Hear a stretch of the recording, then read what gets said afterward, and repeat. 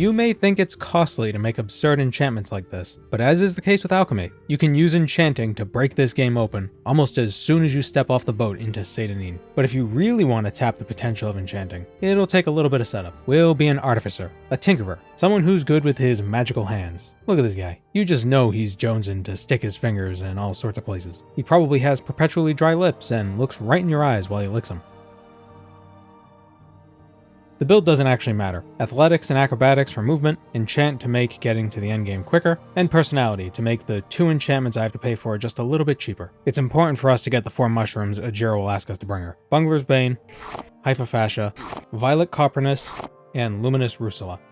And we head to Balmora. Breezy Gold will be selling stuff to Creeper, the creature merchant in Caldera, with 5,000 gold. There's a Sword of White Woe in this guard tower in Balmora, an enchanted ebony sword that'll sell for over 10k.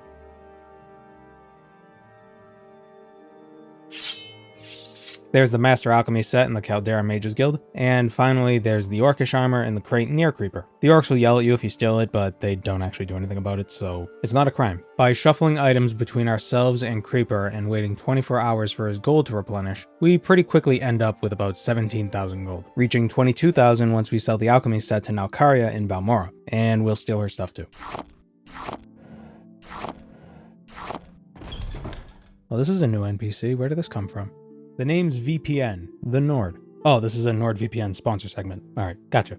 You know those TESIII mages, they made that new telepathic communication network, and I know you've been using it. It's wireless and convenient, but everything has to pass through them. Your internet service SIGIX, your ISP, as it were. They know everyone you communicate with. Oh, we're really getting immersive with this, huh?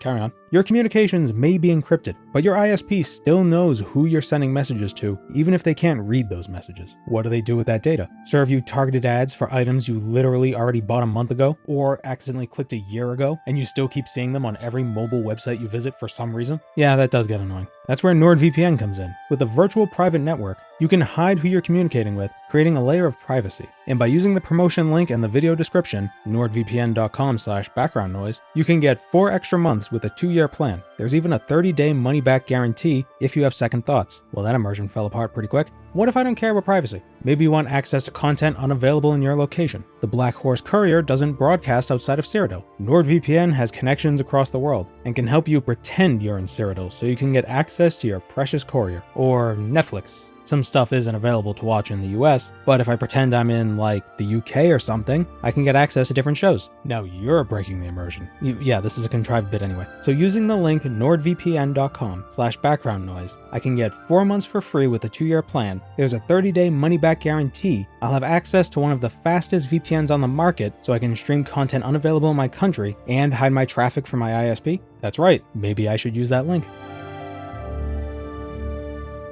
Time to get to work. After we do Ajira's first task, giving her those mushrooms, she asks us to play a prank on Galbadir by placing a fake soul gem in her desk among her real soul gems. Galbadir wanders away from her desk once you accept this quest, so we can use this opportunity to relocate all the soul gems that are just lying out in the open. I'm taking this limeware platter too. We've got some hefty soul gems here, including one with a winged twilight soul in it, but we don't have any spells. The important spells we need are utility spells like Open and Levitate, damaging spells like Absorb and Drain Health, teleportation spells like Mark, Recall, and Bolt Interventions, and most critically, Soul Trap.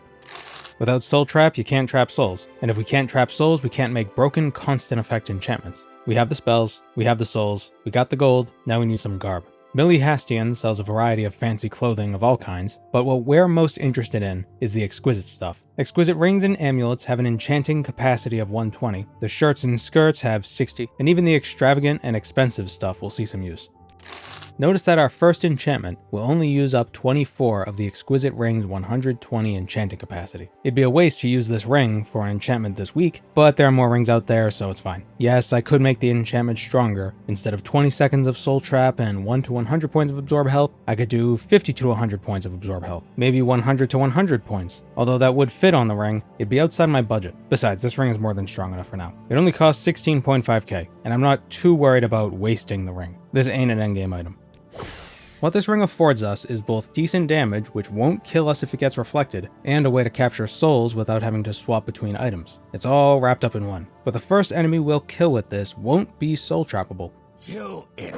Yes, his gear may sell for a decent bit, but what I wanted to do was trigger this attack so I could get to Mournhold. The spell that'll make this run not cost hundreds of thousands of gold is available only there. Well, there's a spell vendor on Solstheim as well, but you have to do a few quests to get to their services, so it's quicker with Mournhold. Lorena Maria in Mournhold's Imperial Cult Shrine sells several Fortify skill spells. By buying one of them, it unlocks the option to enchant an item with a Fortify effect for any skill. Here's the equation that calculates the success you have when making an item on your own. With enchanting services, it's 100% guaranteed, but it costs a lot. When you do it on your own, you're rolling the dice. It's changed a bit in OpenMW, but the idea is the same. The stronger the enchantment, the less likely you are to successfully enchant the item, unless you pay a premium. The nitty-gritty is irrelevant. The point is that your success chance scales most significantly with your enchant level. Seems reasonable. Here's what makes this so broken. We can make a 1 second 100 point Fortify enchantment for about 3,600 gold. And once we do that, we never have to pay for an enchantment again.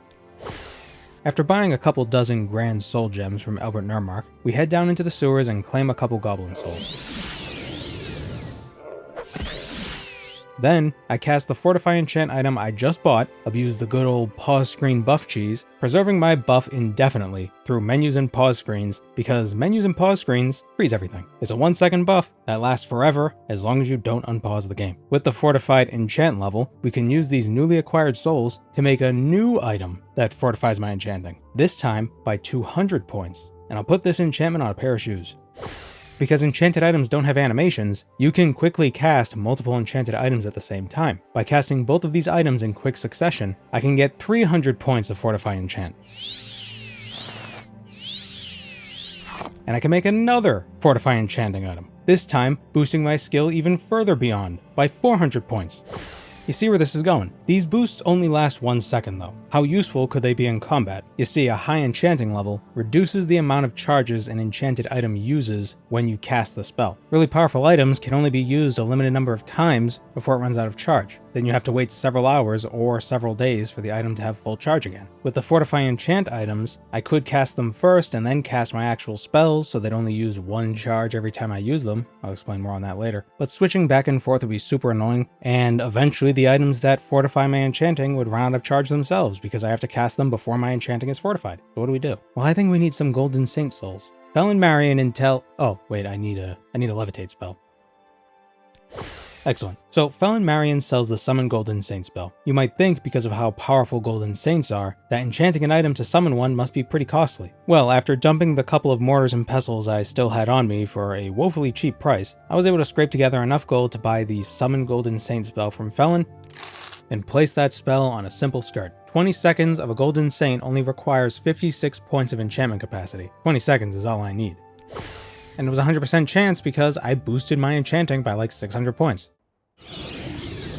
This is our soul farm. Not only are these things easy to kill, but we can summon them whenever we want. If the skirt runs out of charge, all we gotta do is wait a bit, and we'll be ready to go again. Now here's where things get really exciting. Because a Golden Saint has a 400 point soul, we can use its soul to create constant effect enchantments. The multiplier on constant effect enchantments is pretty high, so the constant effects are significantly weaker than the time-limited on-cast enchantments. It might not be that expensive to make an item with 100 points of levitate for 10 seconds, but there's no item that can hold a constant effect enchantment of 100 points of levitate. You need to make the constant effect much weaker for that to work, because items in this game just can't hold that much power. There is a way to cheat the system to get more out of it though. We want to make some Fortify enchantment effects, permanent Fortify enchantment effects, enough to get our enchanting over 110. All an exquisite amulet can hold is 23 points. However, if you enchant the item with a range of 1 to 47 points, you can just equip it and unequip it over and over again until it gives you the value you want. Constant effect items with a range will roll a random value every time they're equipped and remain at that value until they're unequipped. We can get 47 points of enchant fortification just by putting on and taking off the amulet a few times. I'm fine with anything in the mid-40s though. Every gear slot has an item that has the greatest enchanting capacity. For the case of necklaces, it's the Exquisite Amulet. For the case of shields, it's the Daedric Tower Shield. And for the case of helmets, in the base game, it's the Telvanni Cephalopod Helm. has 100 points of enchantment capacity. However, with one of the official plugins, you can get the Adamantium Helm of Tohan. It has an enchanted capacity of 150, 50% better than the Cephalopod Helm. And you can get this helmet quite easily from the Daedric Ruins Osir Neralis. It's a bit of a trek west of Dagonfell, and frankly, you could just buy a Cephalopod Helm from somebody in Dagonfell. But I wanna be strong. To get out west, I made a 2-second 100-point levitate shirt. Souls are free for the taking, so why not?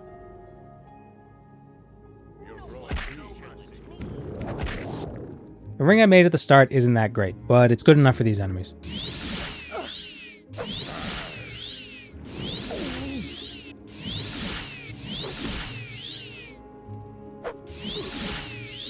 The helmet is in this 100-point locked chest. Unfortunately, I didn't think to make a 100-point open item before I came here, and the best I could make with the gear I had on hand was 38 to 100 points. Nothing a bit of spam casting can't solve, and when the belt runs out of charge, we could just wait and let it recharge naturally.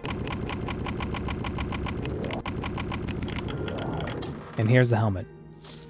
Because it has a greater enchanting capacity, I could place a Fortify effect that scales from 1 point to 59 points of Fortify enchanting. Using the same trick as I used with the amulet, I can equip and unequip the helmet until I roll nearly the maximum value possible. But all we really need is an enchant level above 110. The charge of enchanted items drains proportionally to your enchant level. The effective cost is equal to the base cost times 1.1 minus your enchant level divided by 100. So with 110 enchanting, I keep switching back and forth between calling it enchanting and enchant. In the game, the skill is called enchant, but I feel like it should be called enchanting. It's just weird. With 110 enchanting, the effective cost is the base cost times 0. But the game is hard-coded for the minimum charge cost to be at least 1. It's basically infinite. The item that can contain the strongest enchantments is the item with the greatest enchanting capacity, and that's the Daedric Tower Shield, sporting a huge 225 points. A constant effect on one of them would be wild, but that's not what we're looking for. These babies really shine when it comes to on-cast effects. But how do we get one? Well, if you notice, Golden Saints spawn into the world with different shields and weapons every time they show up. Sometimes, that shield is a Daedric Tower Shield. The tricky part is looting the Saint before her body disappears and returns to Oblivion. But once we actually manage to get a shield, we can make a spell most potent and terrible. Weakness to magic 100% for 1 second, absorb health 100 points for 1 second, both within 20 feet of the target. The 1 second of magical weakness makes the absorb spell stronger. Even if the absorb spell lasted longer than 1 second, it would still be applied with the weakness debuff, so it would modify the entire duration of the spell. It's only 1 second though, so it doesn't really matter. Although now that I think of it, 100 points for 2 or 3 seconds, or maybe like 98 to 100 for 3 seconds, might have been doable. There may not have been a 100% chance to succeed, but it may have been worth trying. Not like the souls are hard to come by anyway. Oh well. The damage per second is the same regardless. I did try adding a drain health effect as well, but for every extra effect you add, the previous effects increase in cost. 3 effects, for example, makes the first effect cost 3 times as much as it would if it were the only effect on the item. At least that's how I understand the system. Some of Morrowind's mechanics can be a bit esoteric. Since we're a Golden Saint soul factory, the limiting reagent for all of this is gear. We have plenty of soul gems, and we have plenty of souls, but we need stuff to actually put those souls into. And there's a little shop in Tel Mora that sells a bunch of exquisite and extravagant clothing and jewelry, but it's all a bit expensive. Fetcher. Self-defense.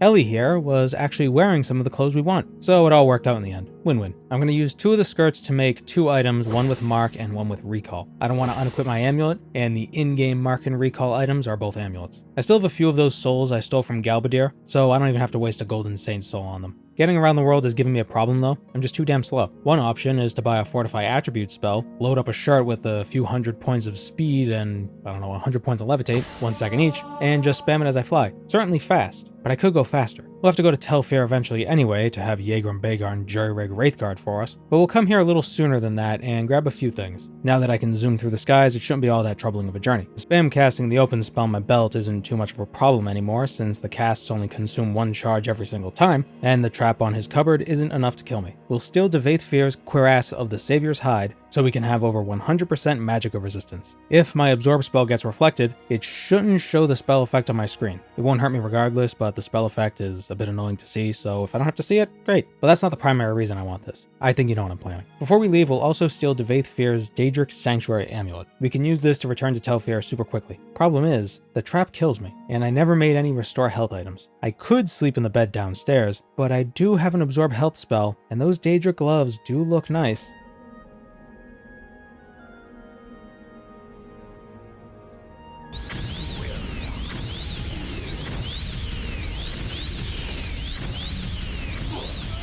Nothing personal, friend. I really just want the gauntlets. 1 to 23 points of strength on each, just to increase my carry capacity a little bit. The Daedric cuirass has an enchanted capacity of 60 as well, but it's too heavy, so I don't want it. The gloves are fine. Okay, now we can take the amulet. When we wear it, we'll teleport back to Telfir, with the layover in between. You'll see. For a bit more mobility, we'll take Pemini's Boots of Blinding Speed. A free 200 points of speed at no cost because my 100% magic resistance eliminates the blind effect.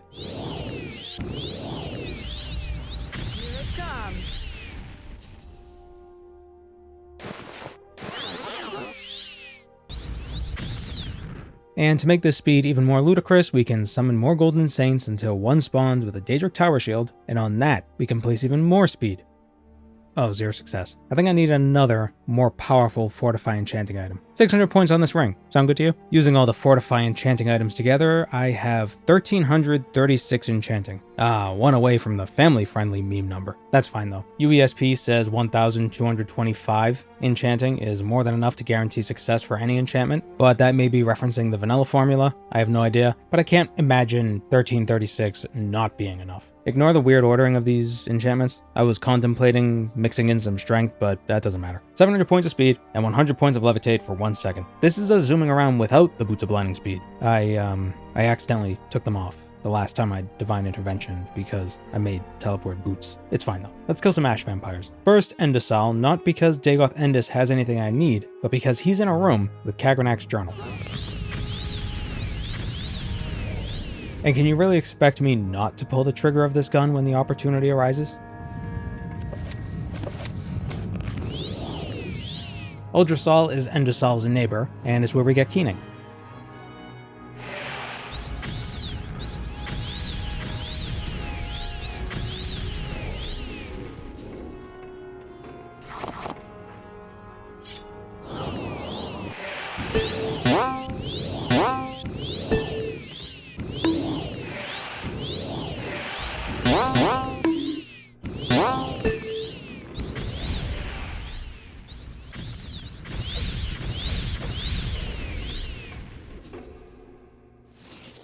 Butterfly in the sky. I can go twice as high. Take a look. It's in a book. A reading rainbow. Tureynulal is a library. That's why To get Wraithguard, we gotta kill Vivek. But for Yegrim Bagarn to jury-rig the Dwemer artifact for us, we need to have about 220 health. Otherwise, he won't do it. We've only got 45, but we can fortify our health. But we have to be careful. Equipping Wraithguard will cause us to take 200 points of damage, roughly. And since most of that will be fortified health, when the fortification wears off, we'll lose all that health immediately. So what we need to do is create several different items with fortification effects less than our total health, all of them for different durations. This way, when one of the buffs wears off, I'll still have 1 health left over. Pair that with a powerful healing spell, and I should be able to heal back to full before the next fortification spell wears off. To put it simply, 4 items that fortify my health by 44 points each should be enough. Vivek, you've had it too good for too long. Okay, I still gotta dodge those attacks. I'm powerful, but I'm not immortal. At least I don't have to worry about accuracy. If I had Azura's Star, I could have soul trapped him, but the benefits of a large soul like his is that it gives an item more charge. It doesn't allow you to make stronger enchantments because the power of your enchantment is limited by the item you're enchanting. Just because a battery can hold 1,000 kilowatt hours of energy doesn't mean you can output 1,000 kilowatts of power. Since all of our enchantments cost 1 charge anyway, more charges is pretty irrelevant. I will farm another tower shield from a Golden Saint though, and make an item with Drain and Absorb health on it. Drain health deals temporary damage to an enemy, but if they have less health than the magnitude of the Drain health effect, then they die instantly. 100 points of Drain for 1 second, applied after a 100% Magicka weakness debuff, followed by Absorb 100 points of health. Even if the drain health effect isn't too powerful, I can at least swap between the two shields for more DPS. Even though both have the same magnitude absorb effects, they come from different items, so they shouldn't override each other. I couldn't make this enchantment earlier because I didn't have enough enchanting fortification. Getting back to TESV is pretty easy. I mentioned it earlier, we're going to use the Daedric Sanctuary amulet to get there. By putting on the amulet, we teleport to Magus Volar, and in this place is Lord Dragus Volar, and if you kill him, you get teleported out, returning to TESV with the Daedric Crescent Blade in your inventory. Pretty cool looking blade, pretty unique looking blade, useless blade for us right now. We don't need it, but it was the fastest way to get back here. We bring the books we collected from the Vampire Citadels to Yegrim Bagarn, Master Crafter and Tamriel's last living dwarf, and he agrees to repair Wraithguard if and only if we fortify our health high enough.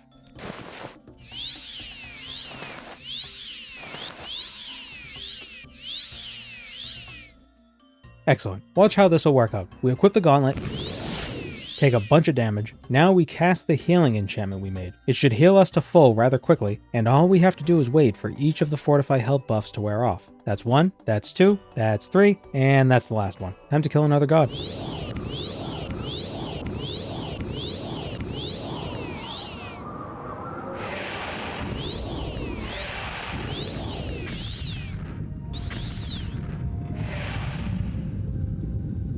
Where are all the enemies? Oh, well, Squidface is here, and Dagoth Gilvoth. Dagoth-Ur welcomes you, Nerevar, my old Yeah, friend. old friend. We've got 100% magic resistance, so Dagoth-Ur gets a bit confused and walks off the bridge. One's with Sunder, and Shank with Keening. What are you doing? What are you doing? Fool! Stop! This is the end. The bitter.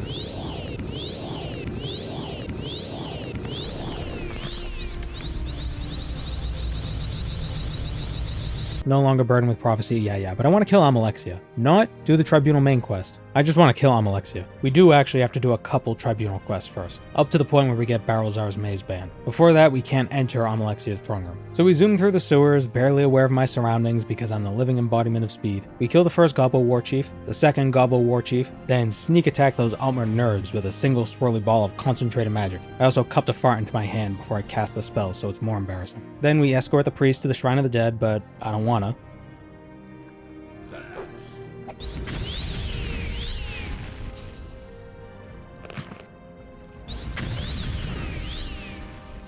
And finally, we get the Maze Band from Barrelzar the Lich.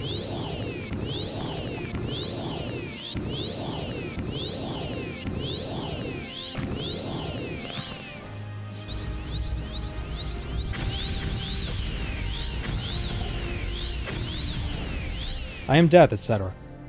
Almalexia, in her throne room, is the same version you fight in the Clockwork City, but she's got her entire squad of hands with her this time. And it's not just their gear and level that makes them dangerous, but they've got unique buffs that grant them tons of resistances, 40 points of reflect, 3 points of healing per second, and all their combat skills are fortified by around 50 points each. But we don't have to worry about any of that, because we could just kite them while constantly casting big balls of absorb health at them. I was actually more worried about Almalexia's magic attack since it's 40 points of absorb health and 100 points of fire damage along with a weakness to fire debuff. But I guess she assumes I'm totally immune to it because I'm immune to the first effect in her spell. So she just chases me with Hope's Fire rather than throwing fireballs.